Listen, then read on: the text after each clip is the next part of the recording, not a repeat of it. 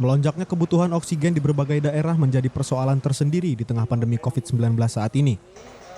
Menyikapi hal itu, Kamis sore 8 Juli kemarin, Menteri Koordinator Bidang Pembangunan Manusia dan Kebudayaan Muhadjir Effendi melakukan peninjauan ketersediaan stok oksigen di Provinsi Lampung yang juga mengalami lonjakan kebutuhan akan oksigen.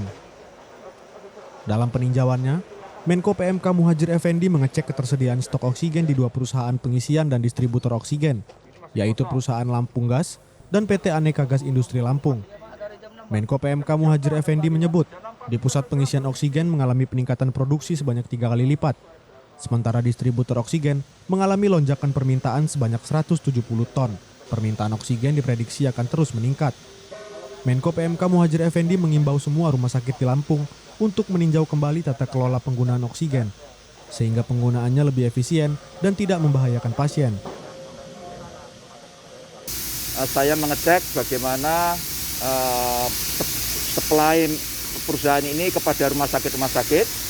Tadi sudah dilaporkan bahwa telah terjadi kenaikan yang sangat drastis kebutuhan oksigen di Lampung ini, yaitu pada bulan Mei itu pada bulan Juni itu sudah mengalami kenaikan yang biasanya hanya 150 ton sebulan sudah menjadi 170 ton per bulan.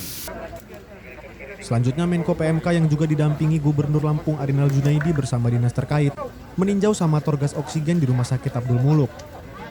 Menko PMK Muhadjir Effendi meminta kepada pimpinan daerah untuk mencari solusi guna memenuhi kebutuhan oksigen di tiap rumah sakit yang kini pasokannya mulai menipis. Sementara Gubernur Arinal Junaidi menyebut pihaknya sudah menyiapkan solusi guna memenuhi kebutuhan pasokan oksigen di setiap rumah sakit di Lampung. Ia sudah meminta Dinas Kesehatan menginventarisir kebutuhan oksigen di semua rumah sakit yang ada.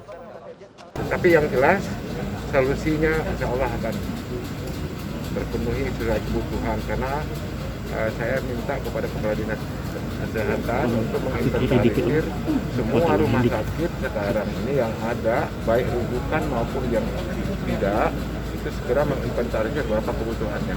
Dari kebutuhan itulah yang nanti saya akan minta ke.